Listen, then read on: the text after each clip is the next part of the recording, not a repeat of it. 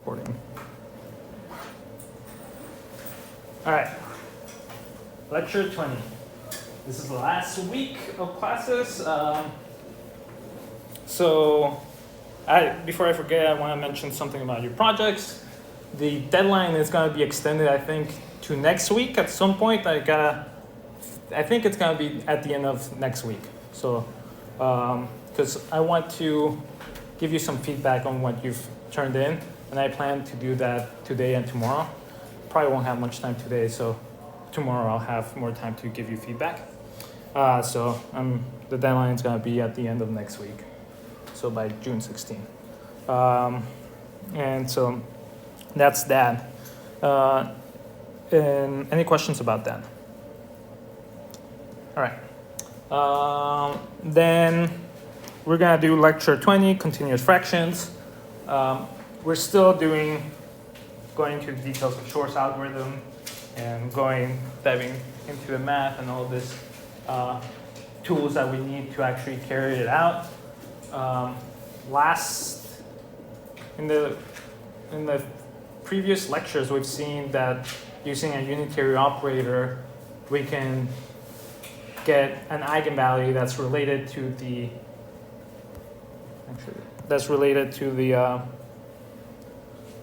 the order of x modulo n, r. And that's really what we need to compute r to actually implement the algorithm. Because we have the x over r, x to the r over 2 minus 1.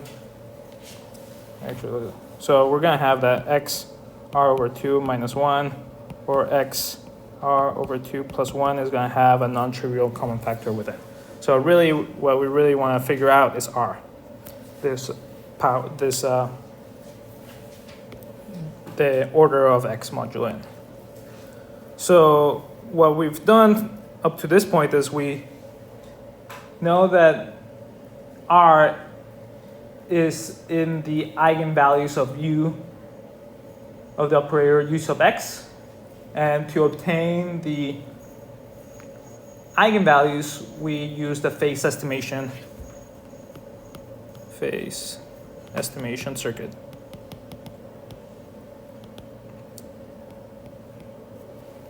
So it's this circuit. This is a diagram for it.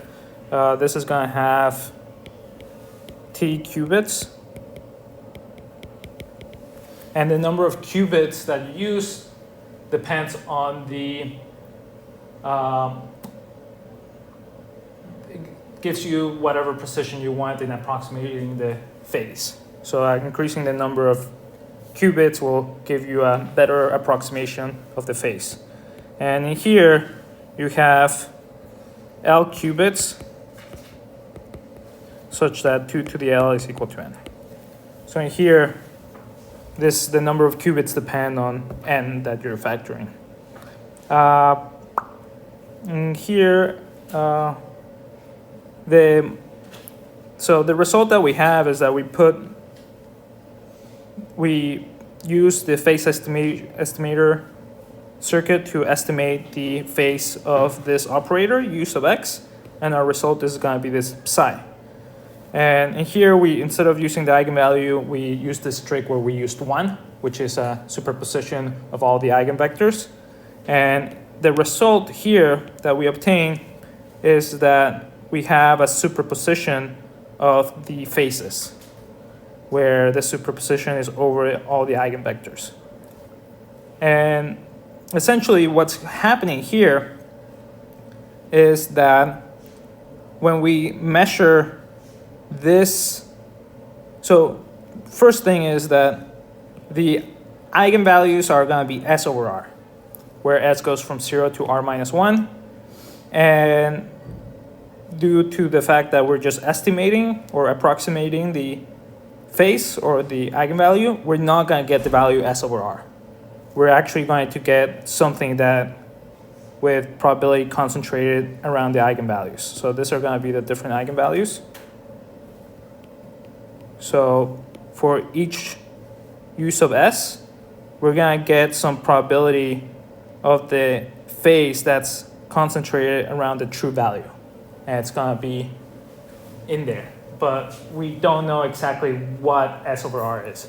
We're just gonna have that the probability of finding S over R is gonna be concentrated around it. So it's gonna give us a number that's close to it, but not precisely that number. So we're just approximating. And this is the last hurdle we have to overcome with these algorithms, that we don't really know what S over R is, we only have an approximation. And we really want to know the exact R, and an approximation is not gonna do it. So, and to think about it is like the difference between, if R, say, was 3, it's a difference between measuring 1 over 3 and measuring 9 over 30. Or actually I'll do R is 3, and the difference between measuring 1/3 and 11 over 30. So if S over R, the true value is 1 over 3, we could measure as in here something that's close to it, 11 over 30, and this would make us think that R is equal to 30, which is not, which is far away from what the true value of R is. So we actually need, we're measuring things that are close to the true value S over R, but we're not quite there. And in here, the measurements, again, since it's a superposition of, since we started with a superposition of the eigenvalues, we're gonna get a superposition of different possible eigenvalues. So this is the diagram that you should have in your head. Questions about this? All right, so that's what we want to do now. We want to figure out how to get R from an approximate value. And the idea is to use continuous fractions. And in here, if the rest of the, I actually wanted to erase this. Don't look at this. It's wrong anyway, so. Slightly. So I wanted to use, so to actually obtain R, we're gonna use this idea of continuous fractions, which is a specific representation of rational or irrational numbers. And the idea is that you can write a number using this, using continuous fractions, using a sequence of numbers. So for instance, and this is just the definition of the symbol here, and we'll discuss the properties, but we'll just start with the definition of this symbol, which is just this right-hand side. And as an example, I'm just taking the 1, 2, 3, 4. And it could be of arbitrary length, and it could go up to infinity. So if I just put 1, 2, 3, 4, then this is going to be, by definition, what this symbol means. It's going to be this. And then in here, I just simplify things, and I get 43 over 30 as what this symbol means. So use continuous fractions. Any questions? Does that make sense? Just the definition. This is going to be the tool that we will use to figure out R, understanding properties of continuous fractions. So let me go. The idea here is that really every number, every real positive number is going to be able, you're going to be able to express it with a continuous fraction. And the idea to express it is to use this algorithm. So in here, you want to express x as a continuous fraction.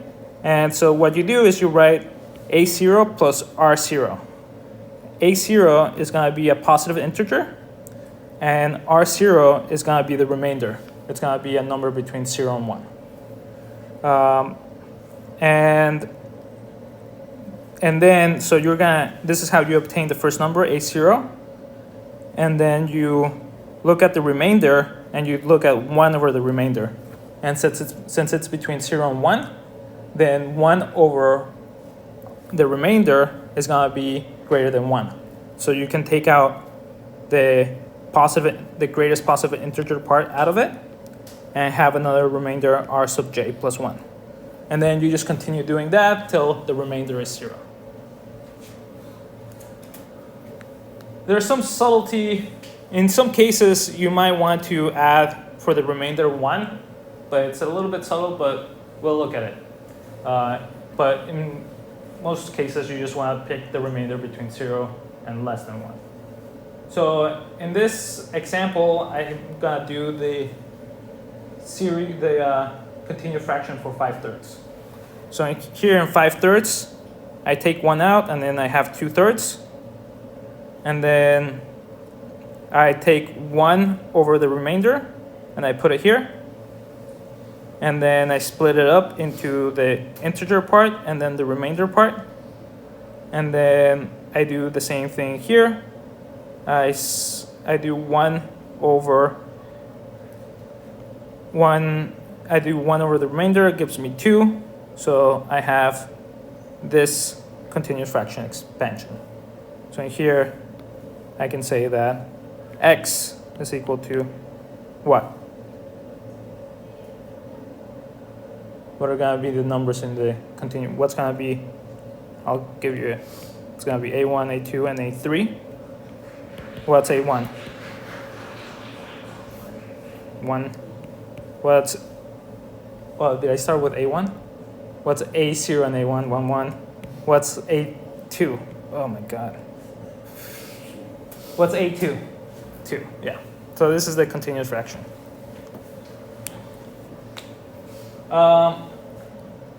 In here, there's a small ambiguity where you could have taken the remainder to be 1, and you could have actually written this as 1 plus 1, 1 plus 1, 1 plus 1. So the 2, I wrote it as 2 is equal to 1 plus 1 over 1. So in this case, you can actually have an alternate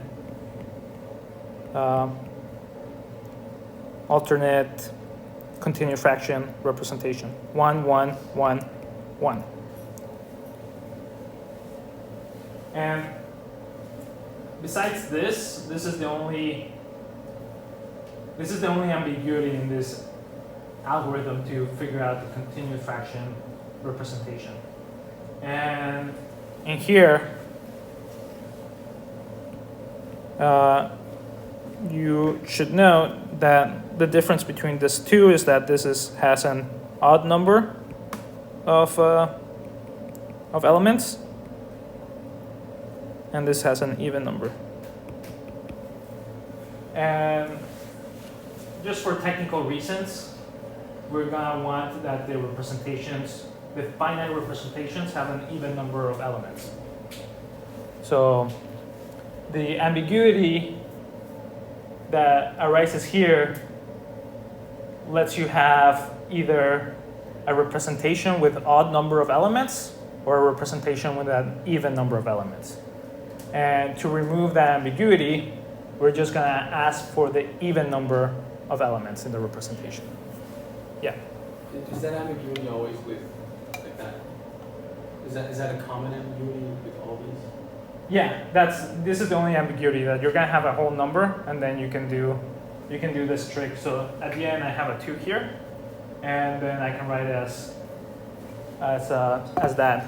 So in here, so I'm going to have, for instance, the ambiguity is that I could have a whole number n, and I can write it as n minus 1 plus 1 over 1.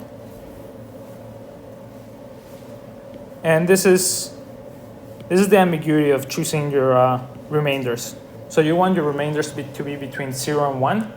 And in all the cases, you're going to pick less than 1. But at the end, if you have a whole number, you can make it up to 1 and actually extend your representation to an even number of elements if needed. So we're asking for a representation with an even number of elements. Is that clear?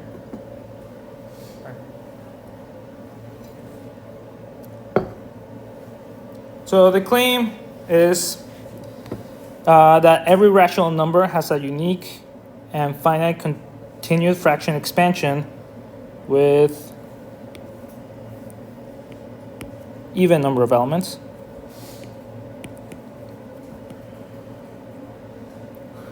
And every rational number has a unique and infinite continued fraction expansion.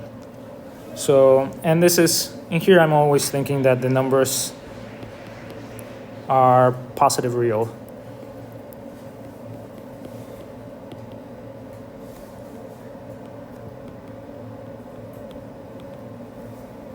And real.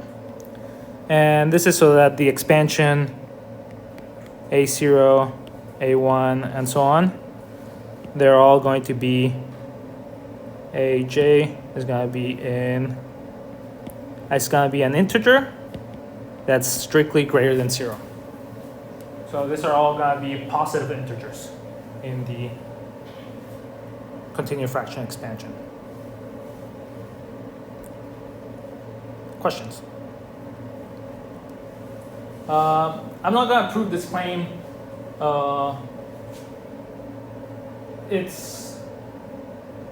It follows roughly from the algorithm that I explained here, and you just have to check uniqueness. But so it's a little bit tedious, so I just skipped it, and I think it's easy to believe. So we'll skip it. So we'll do a few exercises, and the first one is to compute the continued fraction expansion of square root of 2. And I suggest you use a calculator for this. And let's see if you can figure out what that will be. And we know by now that it's going to be an infinite expansion. So there's going to be a pattern. And if you can find the pattern, that's going to be good enough. And then I'll show you how to actually show that the pattern is true.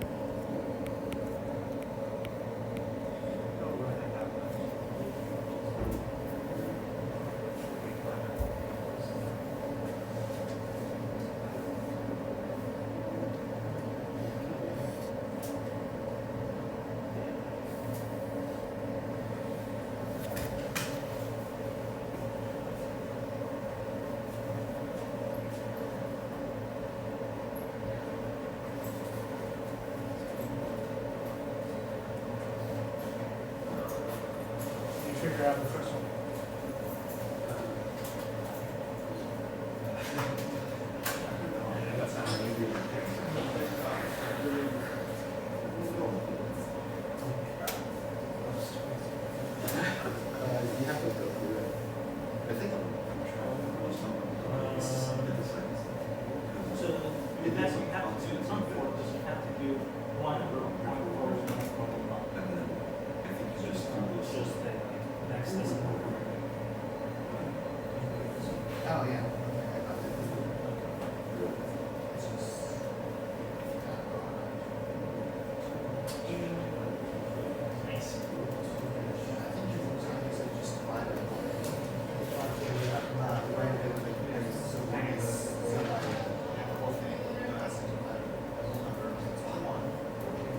Yes, so they do this, and then what do I do here? One plus one. So subtract 1 from square root of 2, and then 1 divided by the remainder.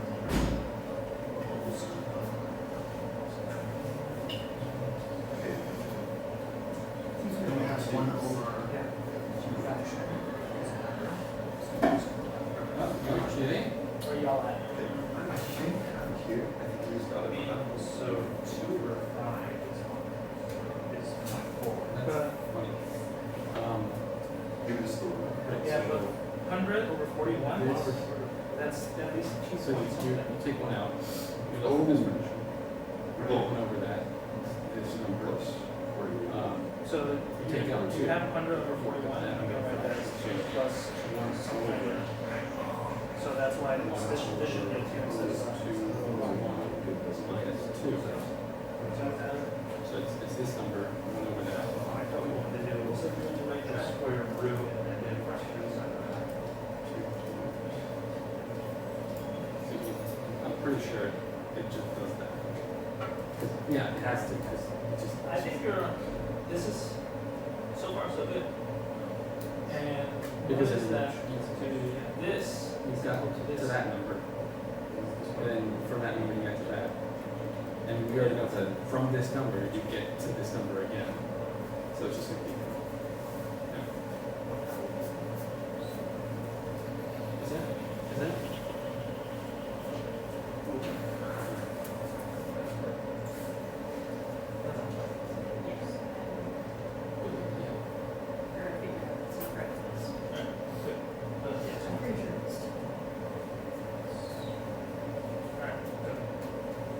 Yeah, so, do you get it? Yeah, no. Why did you do one? Because that's like the remainder. So square root of 2 minus 1, that's the remainder. And then you put 1 over that. 1 over the remainder. That equals this number 2. Right, so have this number, take away the integer part, subtract 2. So this is the previous remainder. And then after we took 2 out, this is the new remainder. Put 1 over that. We get this number again. And then we just Could we also do it if we did square root? The stuff's casted out or no? I don't know, because like, I don't know continuous square roots. That's what you mean. Yeah, that's why VS Code is Square root. so serious.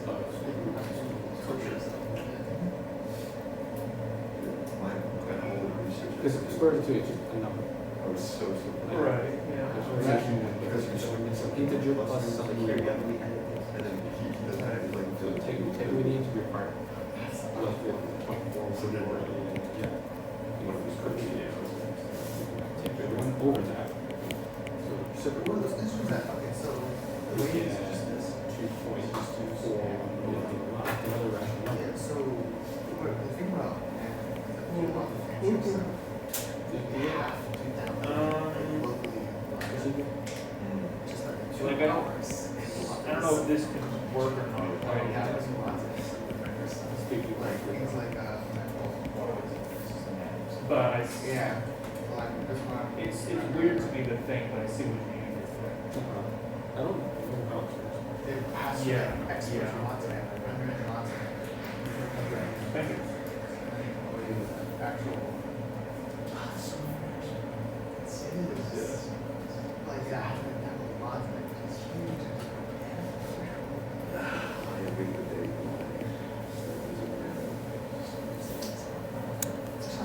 All right. So what did we get? 1 and Two, two, two, two, two, two, two. Yeah, that's it. And in here, I'm just mimicking your computations that I saw. Square root of 2, you write it this way. You take out the greatest integer, 1, and then you write it this way. And in here, for this number, I just rewrite this 1 over square root of 2 minus 1, and it's equal to square root 2 plus 1. So I have that this is square root of 2 plus 1, and then I take out the greatest integer, which is going to be 2, and then I have square root of 2 minus 1, which is the same thing that I had here, the previous remainder, so we can just continue taking out 2. So this is the computation that I saw that you guys were doing, and we just continue doing that. Yeah. What was you took out the greatest integer? What is that? So what I mean is this, that if I have x, this a0, I think, of the greatest integer that's less than x. Because it's x is going to be some number, a0 is going to be an integer, positive integer, and then the remainder is between 0 and 1. So if I go one integer higher, then I go over x. So it's the greatest integer less than x. So that's it. Now, let's go the other way around. Compute 1, 1, 1, 1, 1, 1, 1, 1, 1, 1, 1, 1.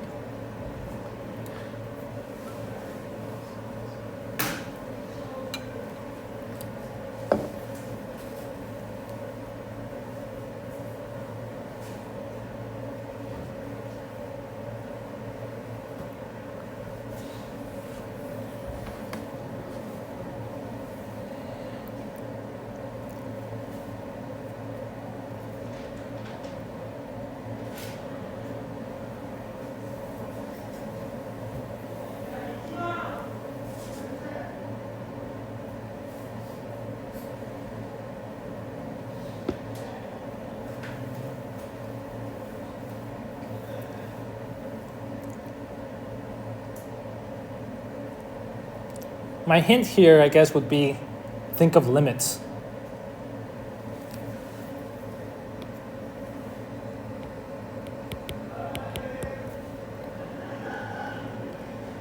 And I'll say Sn.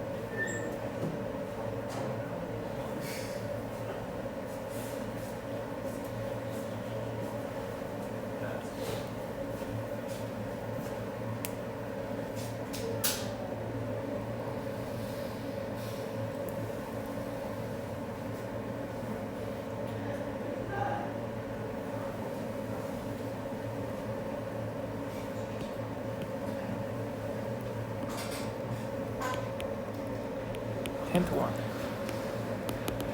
Hint 2. Sn I have no idea. terms of Sn minus 1. So the second hint is write Sn in terms of Sn minus 1.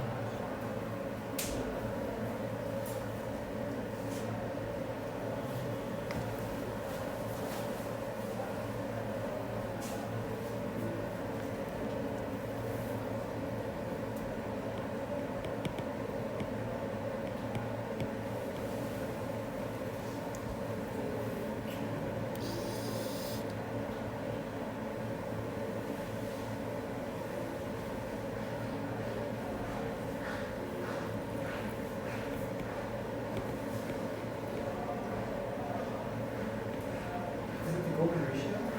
Yeah. As I was writing the hint, who got it? Kai, yeah. So the golden ratio. My last hint was think about the sun. So that was a joke hint because the sun is golden. Anyway, let me see.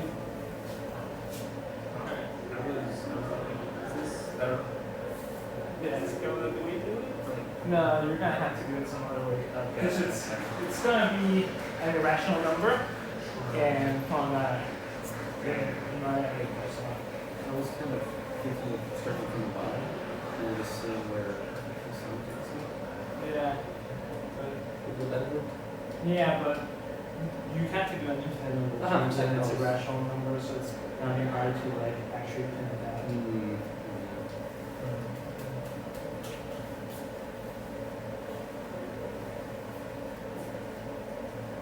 You're on the right track.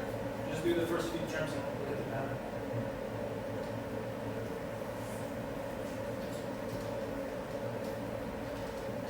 Yeah.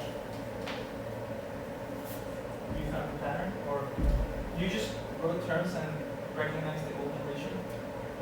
Well, yeah, because the fractions take the terms of the Fibonacci sequence, and if you take two consecutive terms of the Fibonacci sequence and divide them, you get the golden ratio.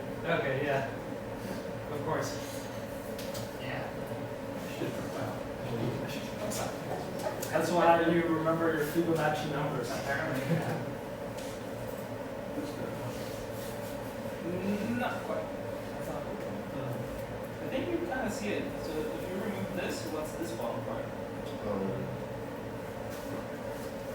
So if you look at the structure, if it's like 1, 1, 1, 1, 1, and you take this out, it's the same as 1, 1, 1, 1. So it's a kind of a pattern.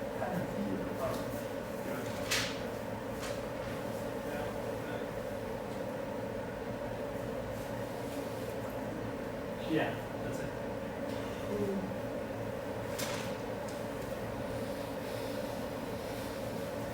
Did you figure out relation between the S's? Yep. Oh, yeah.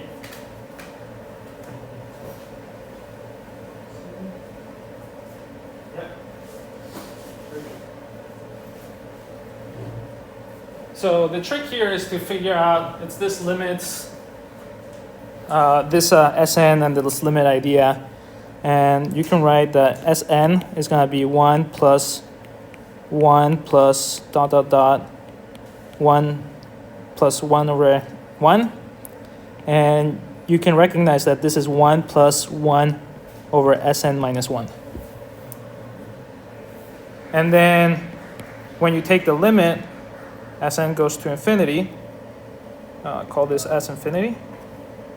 Then you have limit that Sn is equal to limit Sn goes to infinity, 1 plus 1 over Sn minus 1.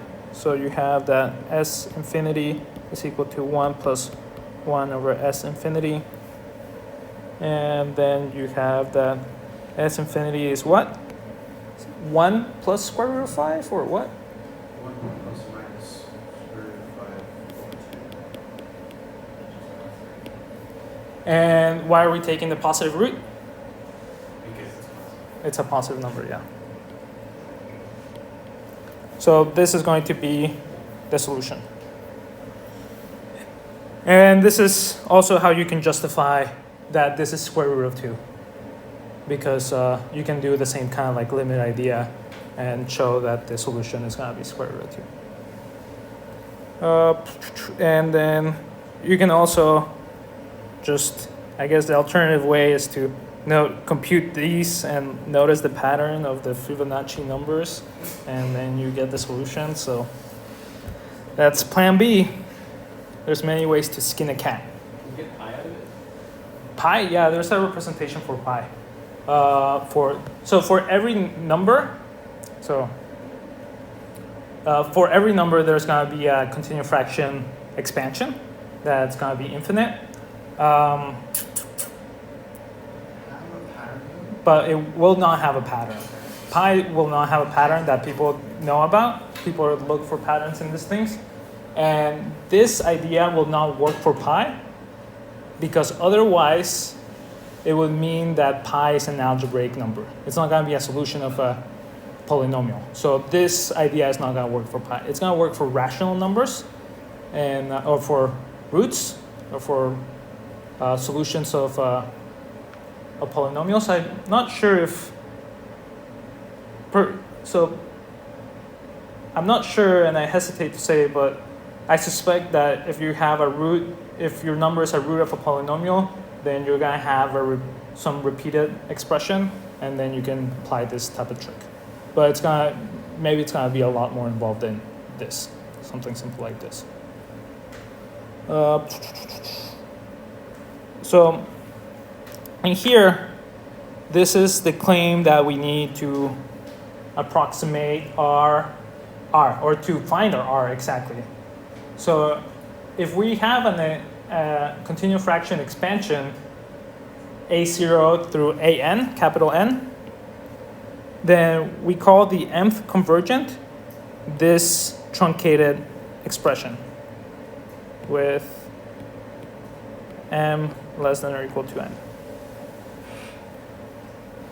And the claim here is that if we have a number, a fraction, a rational number s over r, so that phi, the difference between s over r and phi is less than 1 over 2 over r squared, then s over r is going to be a convergent of the continued fraction representation of phi. So what we're going to measure using our phase estimator is going to be phi. This is what we're going to measure. We're going to get some number. And by adding enough qubits, we can make it arbitrarily close to s over r. So we can adjust this error. And then we're going to have an expression, a continued fraction expression for phi. And to find r, we look at the convergence. It's going to be one of the convergence. So that's how we're going to find r, through this continued fraction. So this is going to be the strategy.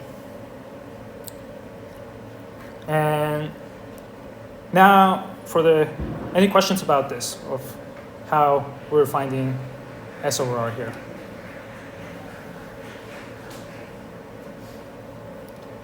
All right.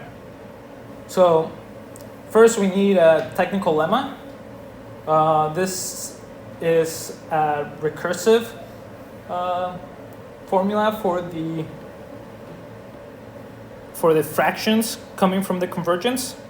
So if you have a0 through an, and you define Pn over Qn to be the rational expression of the mth convergent, and here Pn and Qn are positive integers, and they have GCD1, and you let P0 Q0 equal A01 and P1 Q1 equal this, then for n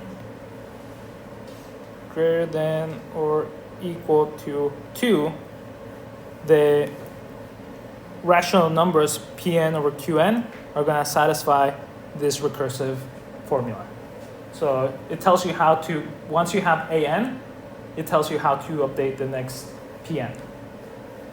And it's a little bit technical, but what you really want to think about is kind of this idea, that you can kind of set up a recursive formula between Sn and Sn minus 1.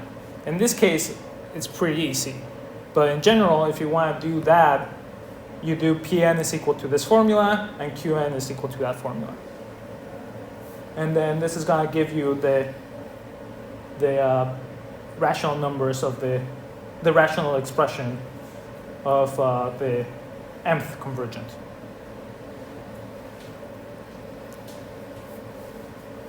So in here, the proof is by induction.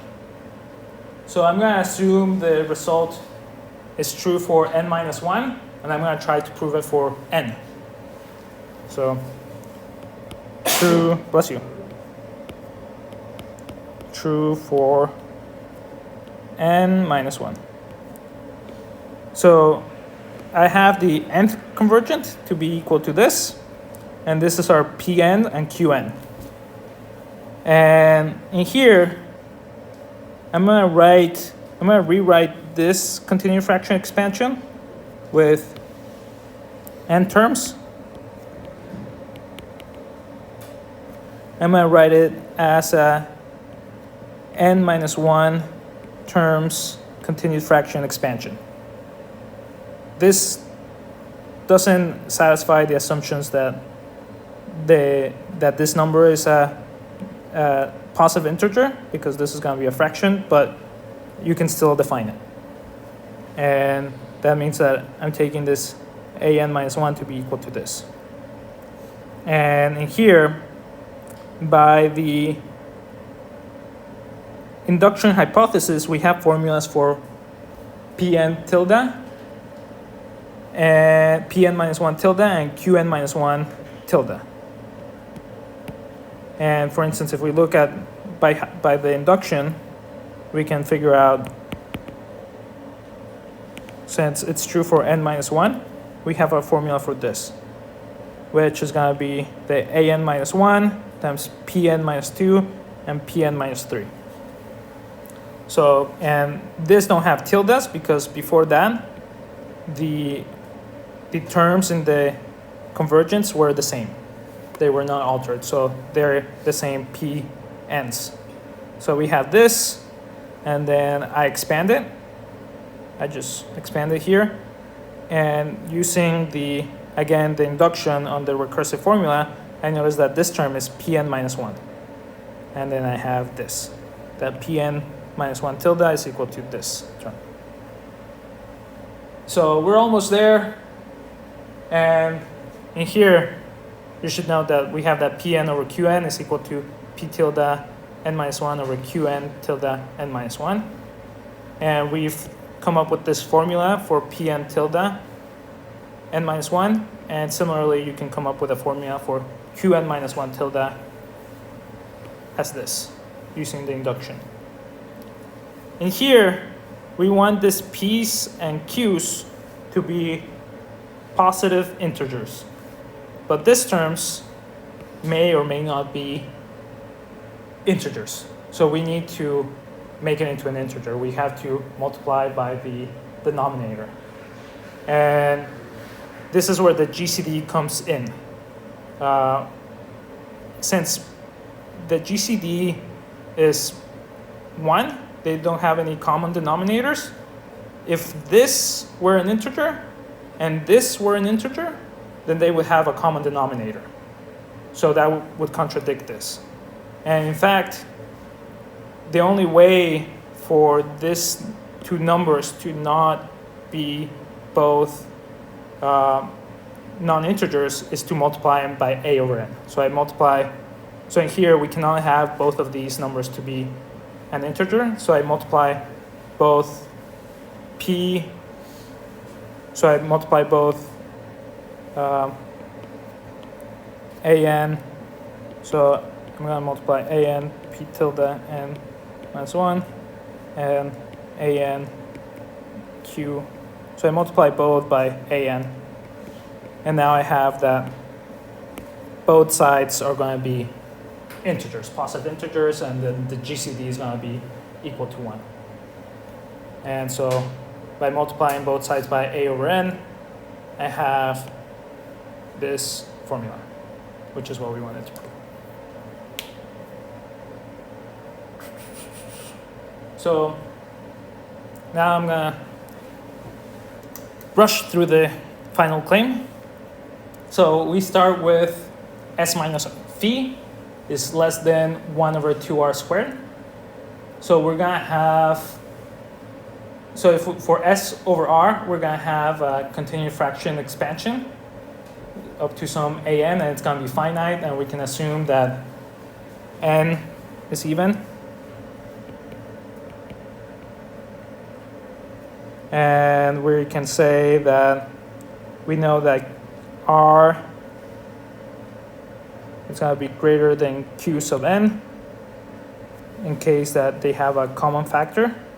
So we have that the 1 over r squared is less than 1 over q n squared. So the same result applies. So we have that, and I need that for this. Because I'm going to write phi as Pn over Qn plus this.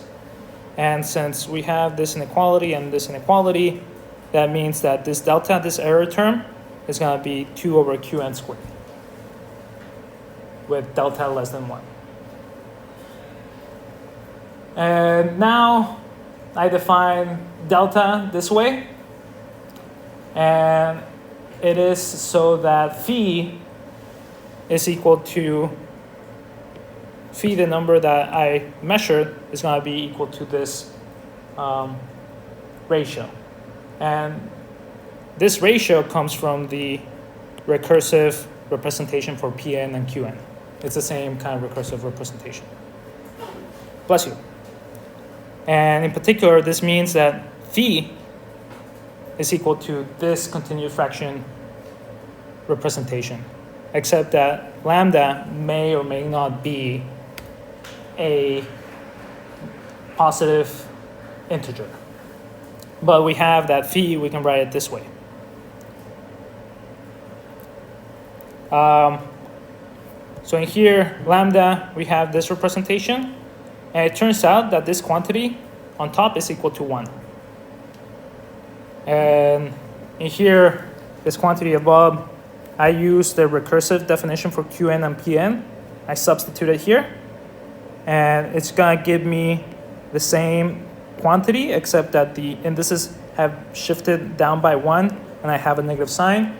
And then I can continue doing it up to this level, where I can compute everything explicitly, and I have minus 1 to the n, and we assume that n is even.